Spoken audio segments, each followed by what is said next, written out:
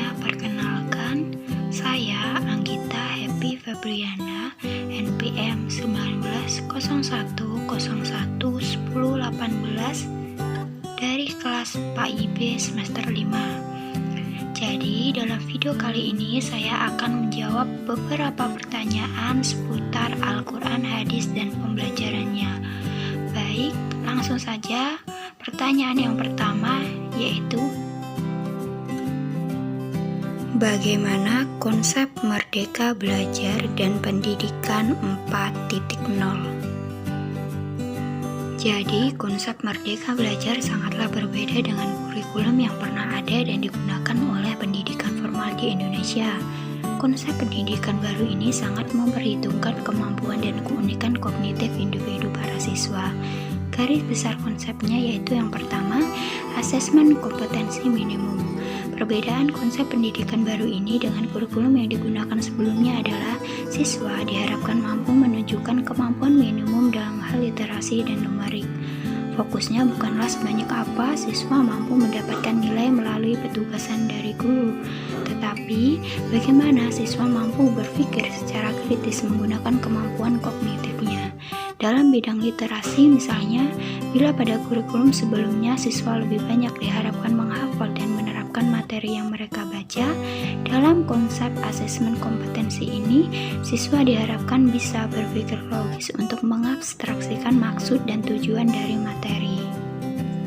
Yang kedua yaitu survei karakter.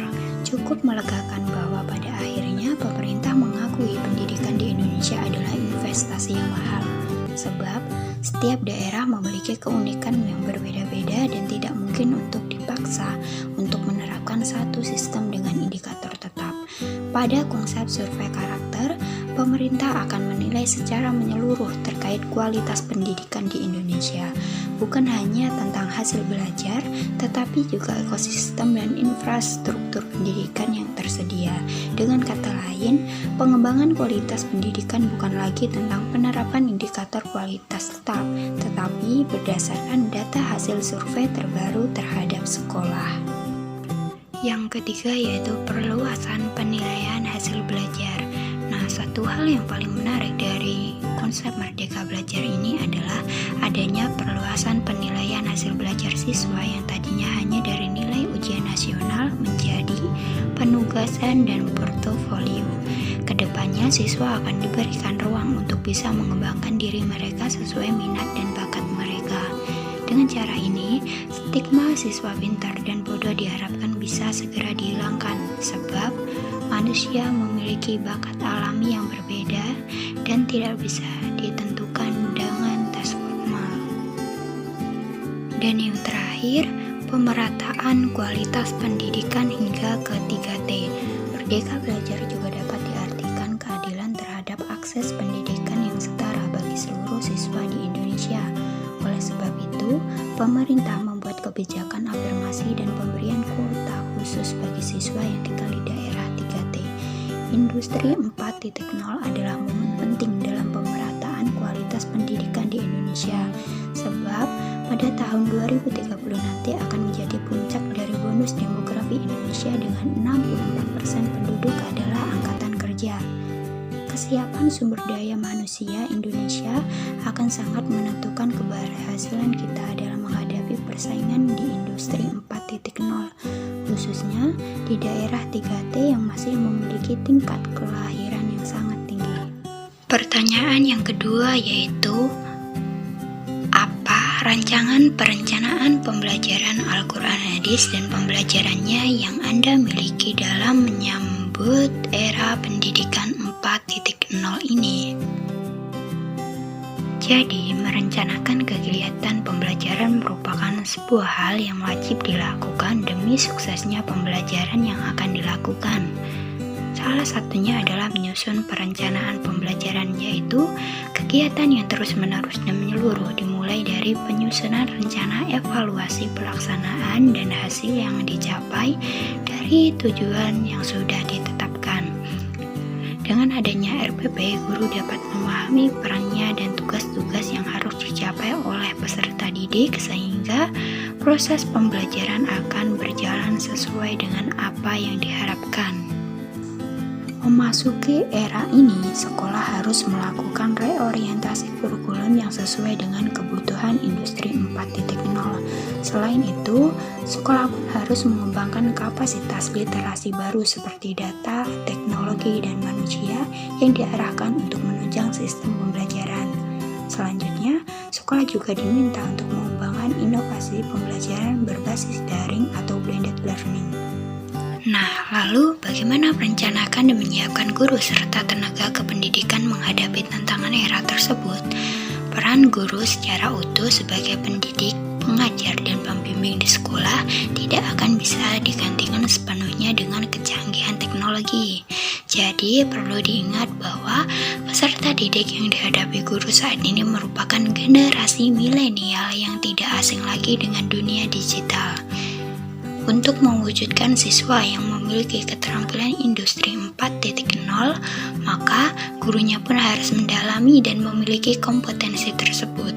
Selain itu, guru juga diwajibkan mampu menguasai literasi dasar seperti literasi finansial, literasi digital, literasi sains, literasi kewarganegaraan, dan kebudayaan.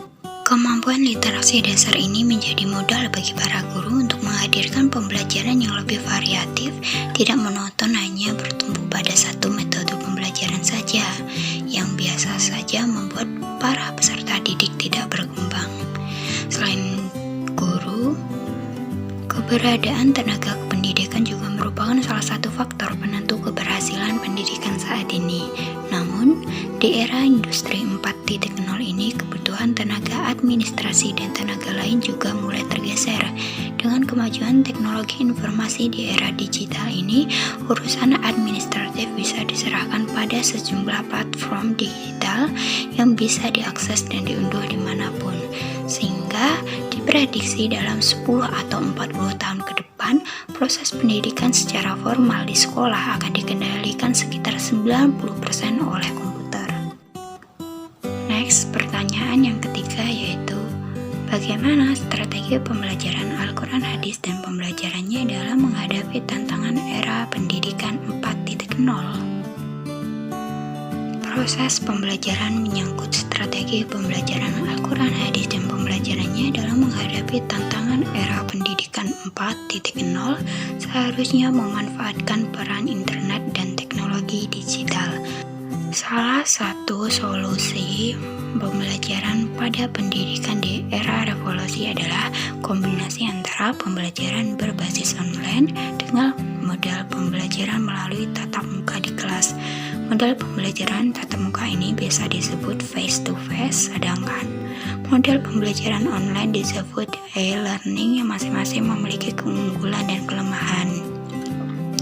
Namun, yang dipadukan dalam kedua hal tersebut adalah keunggulan dari kedua model pembelajaran tersebut. Kedua hal tersebut tetap mengutamakan interaksi dan komunikasi guru dengan siswa maupun siswa dengan guru. Fenomena pendidikan era revolusi 4.0 dengan cara merespon kebutuhan revolusi industri yang menyesuaikan kurikulum baru selesai situasi pada saat ini. Kurikulum tersebut menjadi pembuka jendela dunia melalui pemanfaatan teknologi yang mudah digenggam seperti internet. Pendidikan di Indonesia seperti yang kita ketahui masih bersifat konvensional di mana pelajar harus hadir di dalam kelas.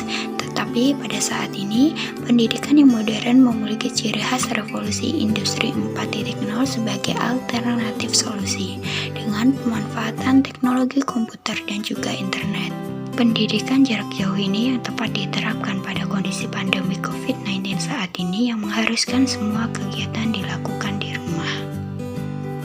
Pertanyaan yang keempat yaitu, bagaimana pengembangan media pembelajaran Al-Quran Hadis dan pembelajarannya yang sesuai dengan era pendidikan 4.0? Pengembangan media pembelajaran merupakan serangkaian proses atau kegiatan yang dilakukan untuk menghasilkan suatu media pembelajaran. Media pembelajaran berfungsi sebagai salah satu sumber belajar bagi siswa untuk memperoleh pesan dan informasi yang diberikan oleh guru, sehingga materi pembelajaran dapat lebih meningkatkan dan membentuk pengetahuan bagi siswa. Pembelajaran yang sesuai dengan era pendidikan 4.0 yaitu e-learning. Penggunaan teknologi informasi sebagai bagian dari metode pembelajaran pada akhirnya tidak bisa dihindari lagi. Dan salah satu contoh dari e-learning yang makin populer saat ini adalah penerapan penggunaan Google Classroom atau biasa disingkat GC. Google Classroom adalah sebuah media pembelajaran yang sangat efektif, efisien, dan menarik dalam membantu guru menyelenggarakan kegiatan belajar mengajar, khususnya pembelajaran jarak jauh. Google Classroom memiliki banyak sekali keunggulan dalam kaitannya dengan proses belajar mengajar. Kelebihannya antara lain yaitu mudah diakses, gratis, simple, stabil, dan kerapian data yang baik. Selanjutnya ada YouTube. Nah, YouTube termasuk ke dalam media audiovisual yang sangat digemari oleh banyak orang karena di dalam YouTube terdapat banyak sekali pembelajaran yang sangat menarik, kreatif, sehingga membuat penonton tidak akan merasa bosan. Teknologi pembelajaran menggunakan web atau media sosial seperti YouTube sangat cocok di era 4.0. YouTube merupakan metode pembelajaran yang sangat praktis dan mudah dipahami. Namun, tidak menjadikan informasi yang ditemukan di YouTube sebagai referensi, dikarenakan YouTube hanya merupakan strategi mengajar dalam pendidikan, di mana media ini menyajikan gambaran dari YouTube dan aplikasi sebagai alat pembelajaran yang efektif dalam pendidikan tinggi, seperti contoh-contoh spesifik digunakan dalam pendidikan. Pertanyaan yang terakhir yaitu, apa pendapat Anda yang tentunya didukung dari berbagai teori yang kuat terkait evaluasi pembelajaran Al-Quran Hadis dan pembelajarannya dalam suasana yang berdampingan dengan COVID-19? Evaluasi merupakan penilaian kinerja di mana setelah bekerja atau belajar ada uji kompetensi yang harus dihadapi untuk menguji pemahaman. Menurut Anda, arti evaluasi adalah proses sistematis untuk menentukan sejauh mana tujuan instruksional dicapai oleh seseorang. Evaluasi merupakan kegiatan untuk menilai sesuatu secara terencana, sistematik, dan terarah berdasarkan tujuan yang jelas. Sedangkan Al-Quran Hadis merupakan bagian dari mata pelajaran pendidikan agama Islam yang diberikan untuk memahami dan mengamalkan Al-Quran sehingga mampu membaca dengan fasih, menerjemahkan, menyimpulkan isi kandungan, menyalin dan menghafal ayat-ayat, serta memahami dan mengamalkan hadis-hadis pilihan sebagai pendalaman dan perluasan kajian dari pelajaran Al-Quran Hadis.